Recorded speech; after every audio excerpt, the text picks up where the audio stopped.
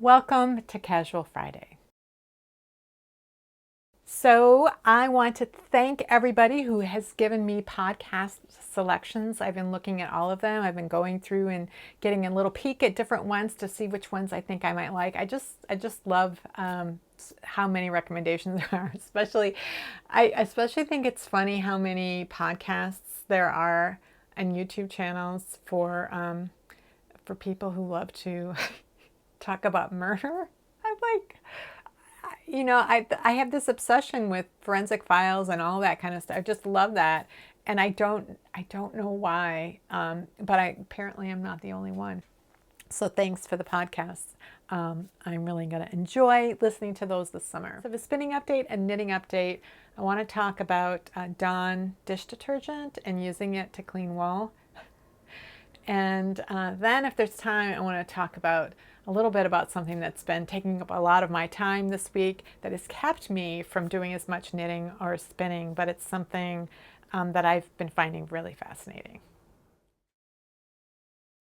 So the knitting update is with this sweater I've been working on for my daughter. I have the fronts and the backs done and it fits her really well. I decided to do the neck right away just to make sure that the shape of the neck, because I made an adjustment to the back. A lot of sweaters, when you're doing the back, they have you bind off for the center of the back, and then you're working the shoulders separately. So you might be doing stair step shaping or short row shaping, whatever. But you're giving the shoulders some shape, and which I love.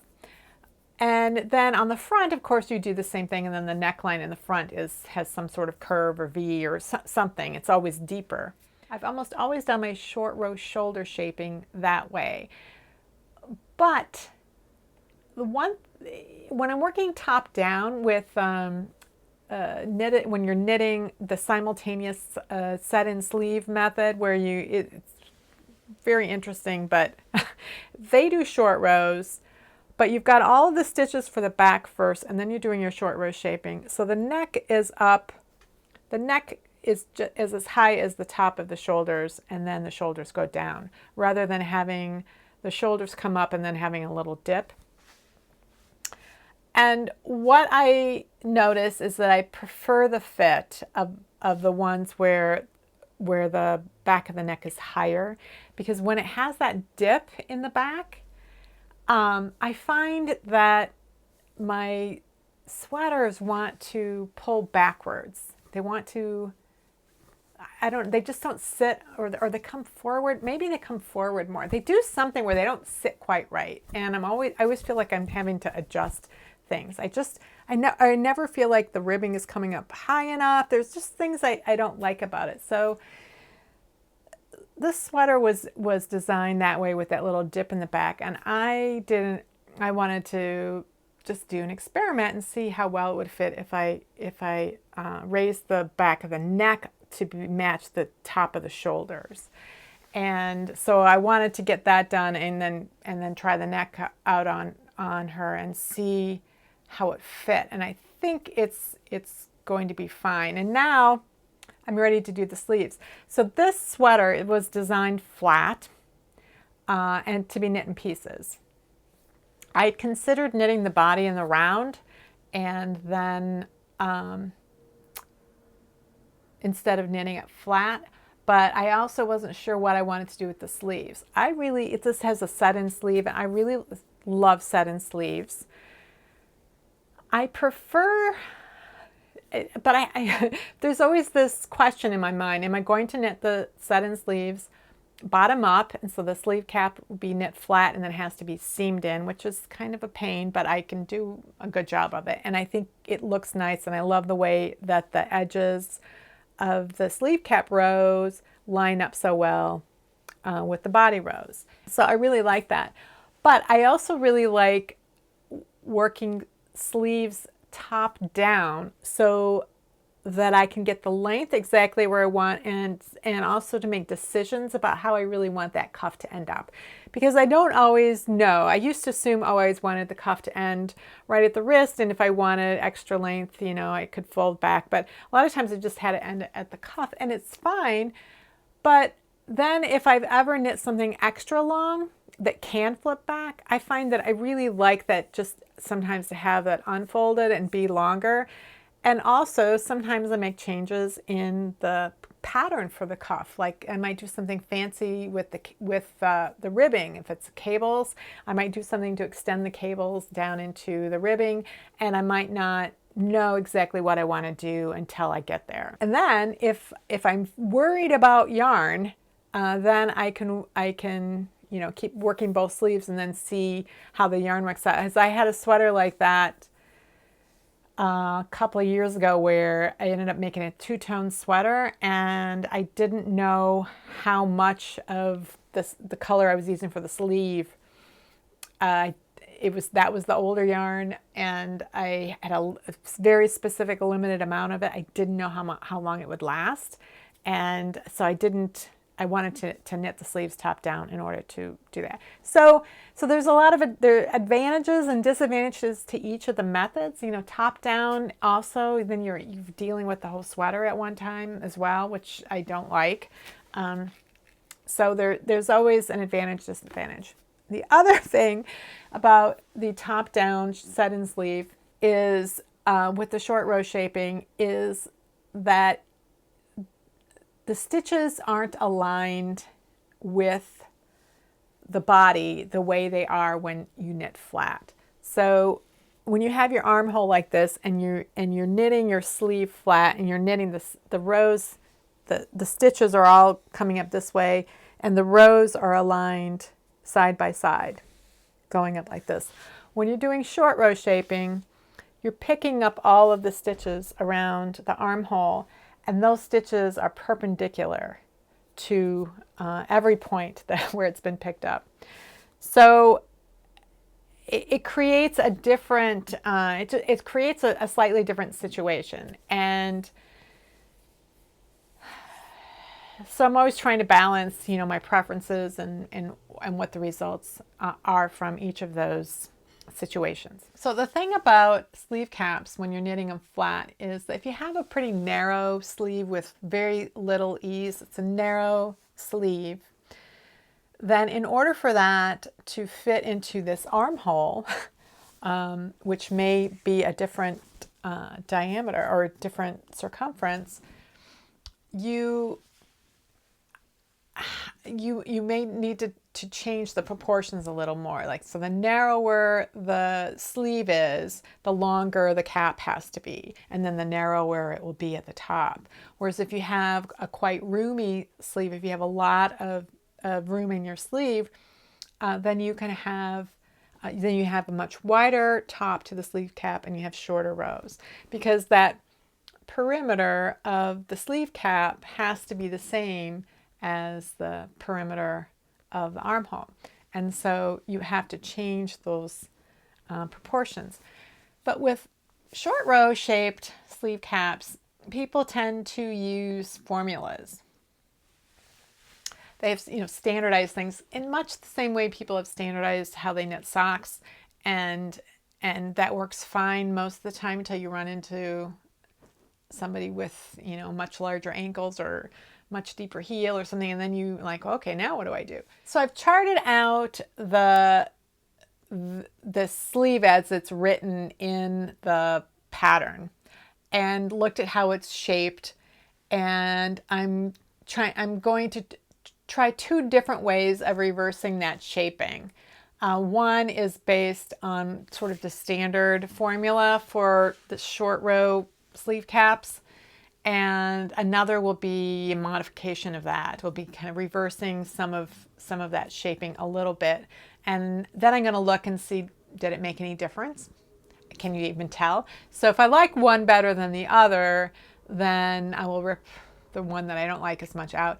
If I can't tell the difference, then I'll just leave them both. But I'll report back when I finish this experiment to see what I think. I haven't been doing a ton of spinning this week because I've been investing a lot of time in some genealogical research for my family, which I haven't done in a long time, and I'll talk about that a little bit later. But the one thing that I did do with spinning this week was I had spun all of this Dorset down fiber. I had carded it all in my fiber prep class, and then I had spun it all. And so then I wanted to try out plying with it on my spinning wheel, because I had never done that on my own spinning wheel.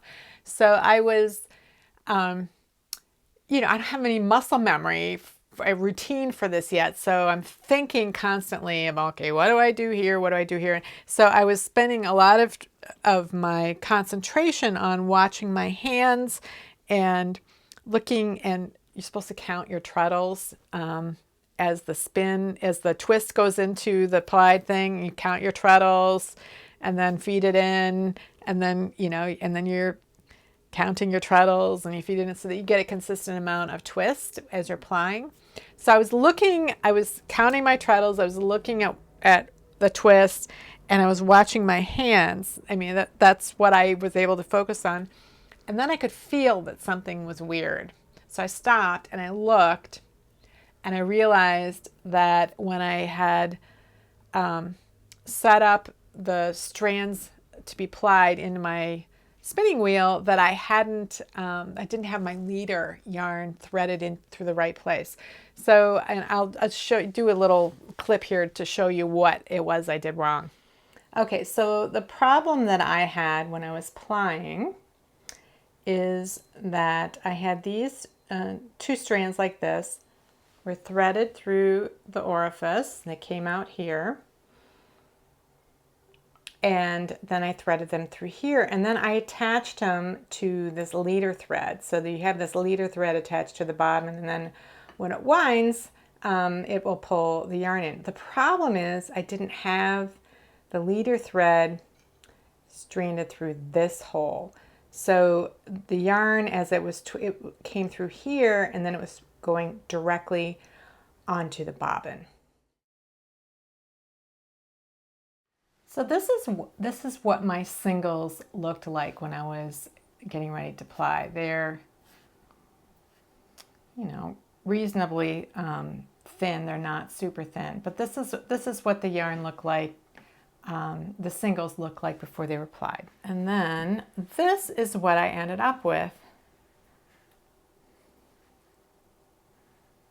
And can you see how the color doesn't show up quite as differently on camera, at least not on my monitor as it does in real life. But you can see that this is more tightly spun, and you see how it's just kind of fuzzier and fluffier, and that the light is refracting or reflecting off of these more. You can tell that these are more loosely spun, but you can see the singles still, what the singles look like.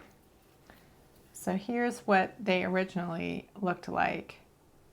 And then you can see what they look like in the yarn on this side. They look pretty close to the same in this yarn as they looked on their own. But on this side, they look significantly different. I was so confused by it. I mean, it's clearly that this was spun more tightly than this.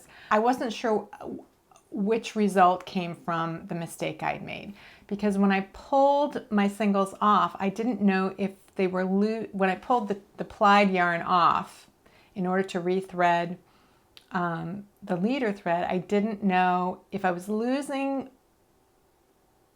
some twist, and then as I just wound it back onto the bobbin, I was not resisting it being pulled on, so I wasn't intentionally adding any more twist.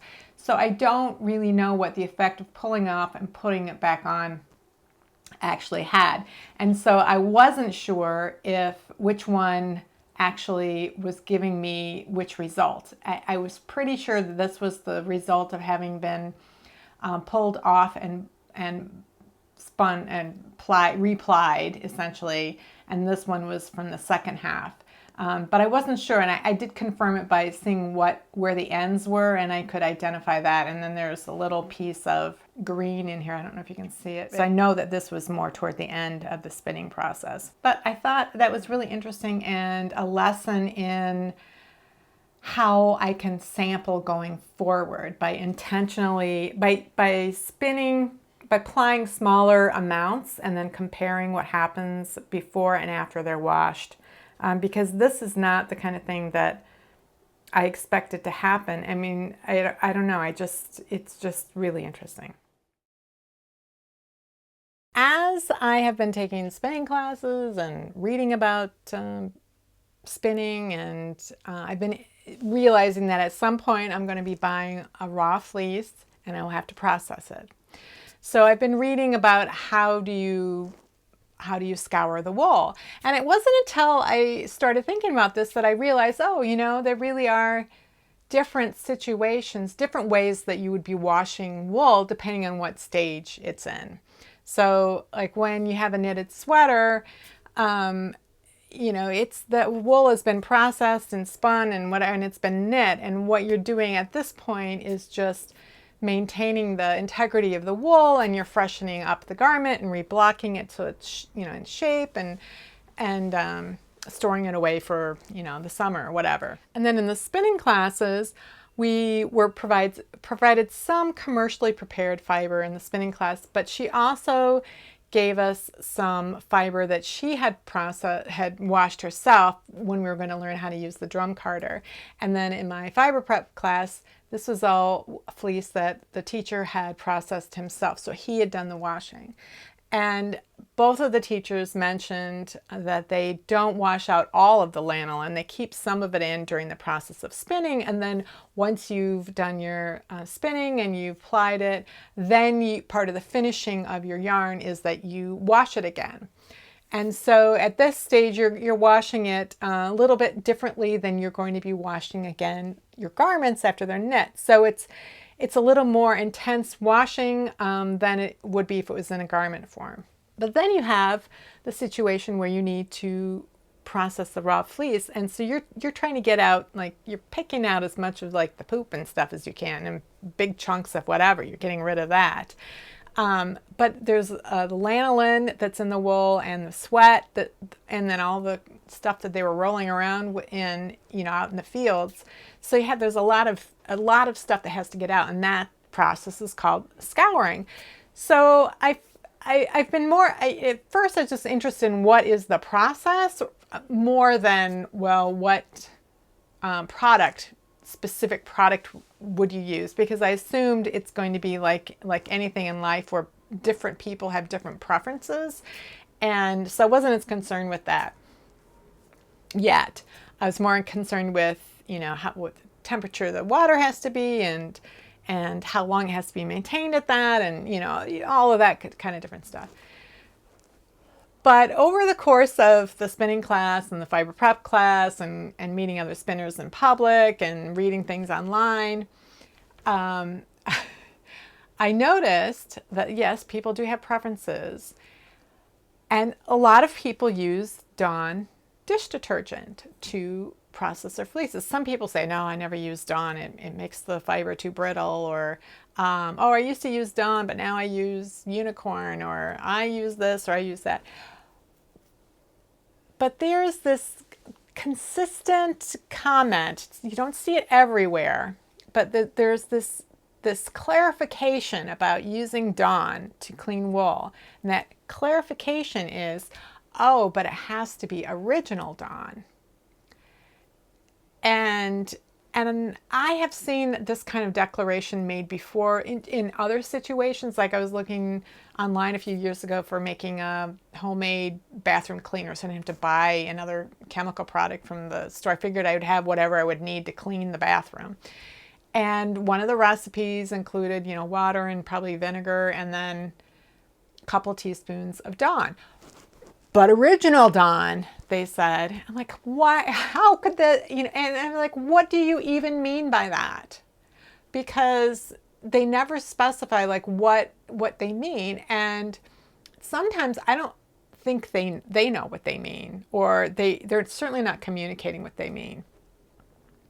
Because like every product here in the United States, there are endless numbers of line extensions to Dawn dish detergent. And those line extensions might be something, with more cleaning power, with advance this or ultra that or turbocharge this. It could be a different scent, it could be a different color, it could be any number of things. And the original Dawn, when it came out in the 70s when I was a kid, was blue. And often that's the one that we buy. We buy whatever Dawn we're buying, it ends up being blue because we're getting it at Costco or getting it wherever, and that's what they have. But I'm very well aware that just because it's a blue color doesn't mean it's the same Dawn, original Dawn that was originally made in the 1970s, because you can get the original color and fragrance in any one of these different product extensions, line extensions. So I was trying to figure out what it was about original Dawn, because my spinning teacher even said something. Somebody asked her, what can we wash our yarn in Dawn? And she said, yes, but it has to be original Dawn. You can't get it everywhere. The hardware store has it, but only be. And she didn't clarify. I didn't ask, and so I was curious. I was trying to figure out what's the deal with original Dawn. And so I went to the Dawn website to see if there was anything that was actually called original Dawn, and I couldn't find anything. I saw there was a whole lot of different things called Ultra Dawn, and Ultra Dawn came in every color and fragrance imaginable, and then they also had added this and that and the other thing. So I couldn't see anything that was called original Dawn. So I started Googling or looking on Amazon for original Dawn. And I was pretty sure I'd figured out what it was people were talking about. On Amazon, when I searched for original Dawn, there were a couple of products. They had different labels. Sometimes they had different names. But what they had in common was they were blue and they were non-concentrated. So sometimes a description would say non-ultra, non-concentrated, but the label itself might just say non-concentrated. And sometimes it was called something like Simply Dawn, or Simply Clean is what it was called. Simply Clean Dawn, but then it had some other names as well. And there was different sellers were selling it in different parts of the country. And so I just wanted some clarification. So I wrote to Procter & Gamble. I did the contact form, and I said, I've been given this advice because I've seen it on websites too, not just my teacher. Given this advice when processing raw wool for spinning that I use original Dawn, and I can't find any product by that name. Would that be the same? Is it just the non-ultra, non-concentrated Dawn? Is that what original is considered to be original Dawn? And is it still made? And is it only available regionally? I was trying to figure out what the product was and if it was still being made and where it was sold. And so it took a few days, but I heard back from them. The first line in the email was, Dawn has not been tested on cleaning wool. It is a product for washing dishes, so we can't recommend it for that use. So that's their disclaimer. And then he went on to say, he called it Simply Dawn. There's nothing called Simply Dawn. There's something called Simply Clean Dawn. But what he was saying was that different markets like having the product at different price points. And so they do produce a product called, he was calling it Simply Dawn, but it's Simply Clean Dawn, and it's non-concentrated, and that it has less cleaning ingredients than Ultra Dawn. So you have to use more of it. The viscosity is different too. It's like thinner. It's not as thick, and you have to use more of it. And then he gave me a link to, you can look up the ingredients list on any of our products, here, and you can do the search and blah, blah. So I went and I searched for, first I was searching for Simply Dawn, which that was when I'm like, there is no such thing. And they didn't even have Simply Clean Dawn listed. What they did have was something that just said Dawn. And it had 3, in parentheses, it said original, rain showers or something like that, and like apple blossoms. There was 3 different scents for Dawn. And I looked at the list of ingredients. There are 10 ingredients. They're listed in the order in which they occur. So the top ingredient is water, and then there's two, water is considered a solvent because it's meant to dissolve dirt.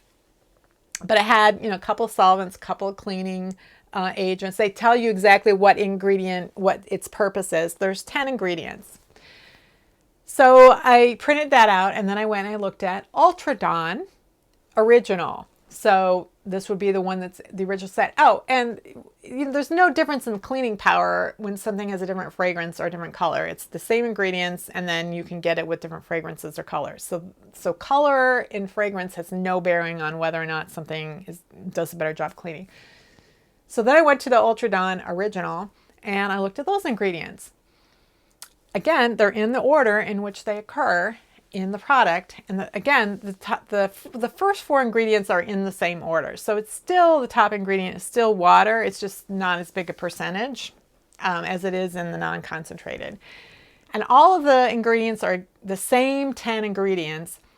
After you get past ingredient number 4, then you just can see a little bit of, sometimes things are swapped in a different order, but it's all the same exact ingredients. So then I was trying to figure out, well, why were people saying this? Like, what was the reason that people would say, oh, you got to use the original Dawn? Like, was there something in their line extensions that was a problem? And I finally found one website that was that talked about using Dawn, and they were talking about different ways of scouring wool. And they were more specific. They said, don't use the such a version of Dawn. Like, they're a very specific product within the line of Dawn products. Don't use this one because it contains enzymes. So then I started searching around, what about Dawn and these enzymes? And it turns out that there are a couple of different enzymes that might be put in detergents, and they do different things. One type of enzyme will digest starches. The other type will digest proteins. So there's these two enzymes that digest proteins. So if you get egg yolk on your shirt or whatever, it will help to remove the egg yolk. But because wool and silk are protein fibers, it could also weaken those, because the enzyme doesn't care what kind of protein it's eating. It's going to eat any protein. So that makes some amount of sense, that specifically don't use a product that contains enzymes that want to digest proteins. That makes sense. But to say that the only Dawn that's going to work is original Dawn is just ridiculous.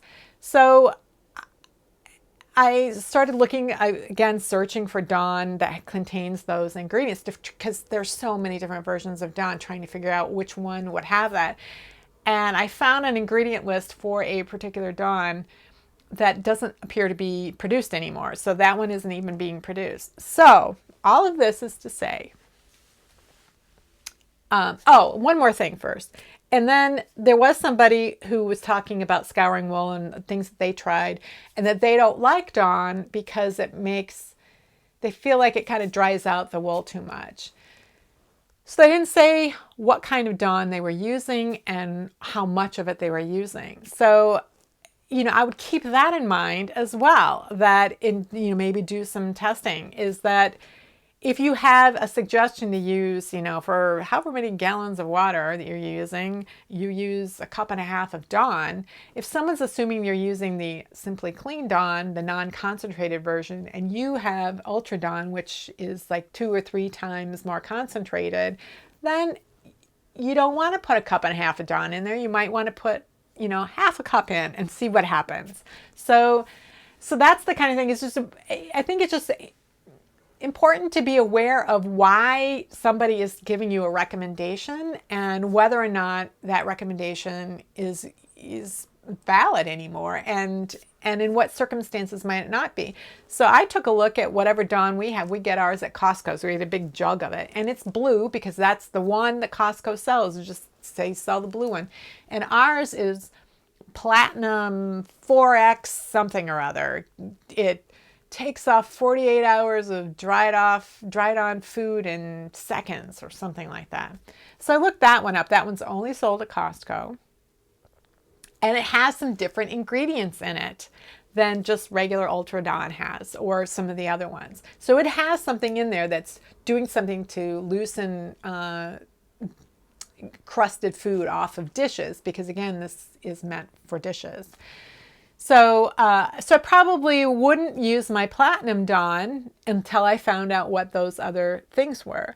So I'm going to have to buy something to scour my wool, and I'll probably try a few different things, because the other variable in all this is what kind of water you have. Do you have hard water? Do you have soft water?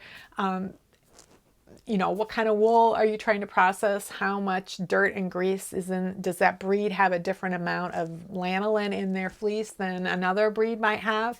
So there's, this is a combination of things. And so I don't think you can make a blanket statement about anything. But the Dawn discussion did remind me of that whole woolite thing where, don't use woolite to wash your sweaters, which is, of course, a ridiculous statement as well, because nobody has any evidence for that either. So the research I was doing this week, which is, a change from the research I've been doing these past few months on spinning and knitting guilds and other, famous people that were involved in the Weavers Guild or whatever. I've been doing a lot of genealogical type of research in historical research in the past few months, but I really have been neglecting my own family history. But I got an interesting notification a few weeks ago on 23andMe, where I have my DNA. I had it tested there years ago. And I got, they 23andMe, they send you these notifications that you have new DNA relative matches. And they may have even indicated to me that it was a close match, because most people are like your third, fourth, fifth, sixth, whatever cousins. And if you can figure out how you're related, it's a miracle. But the close matches are always a lot more interesting, especially if you don't know who that person is. So I got this notification, and I saw that she was a second cousin, and I thought, well, that's interesting. And it was a brand new match, so she didn't have much information, or if anything. But one of the things you can do with 23andMe is when you see a match, you can see who else on your matches is also matched with that person.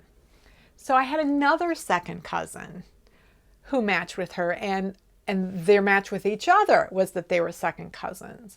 Well, I knew who this other second cousin was. I had figured that out a long time ago.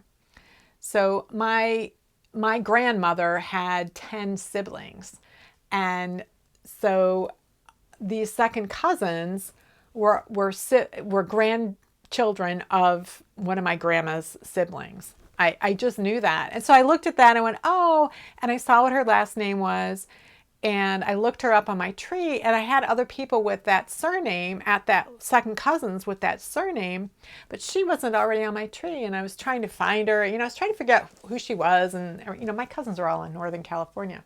So I thought, oh, well, I just let it go, because I'd figured out who she was. Like, okay, she's one of those cousins. And then a week later, she emailed me, or she contacted me through 23andMe and said, I see we have we're a close match. And since I already knew who she was, I thought I knew who she was.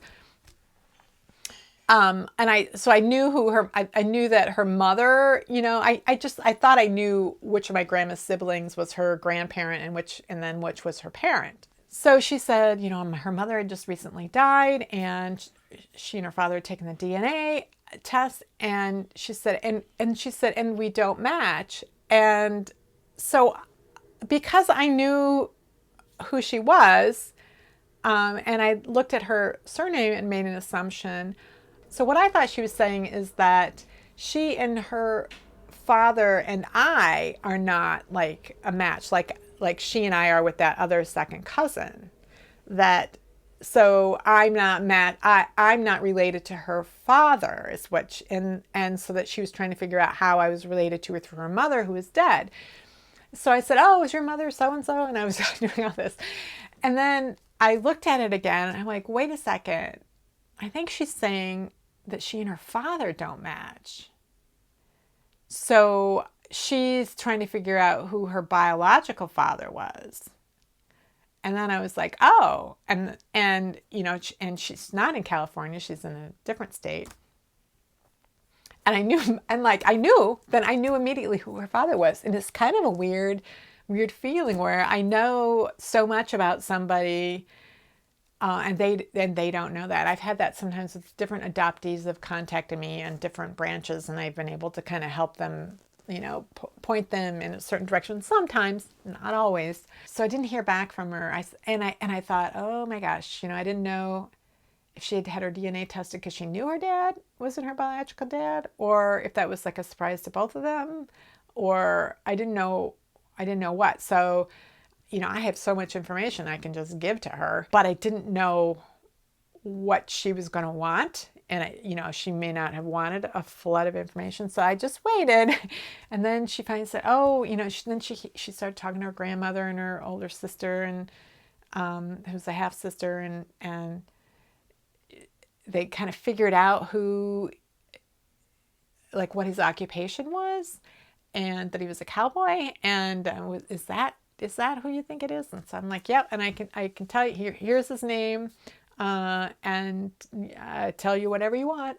And so she's been asking me for more, but it's got to be disconcerting. So I'm trying stuff, but that's what's been occupying so much of my time this week. But now we've connected, and I think I'll be able to get back to my spinning and knitting a little bit more. So that's it for this week. Thanks for watching. I'll see you next week.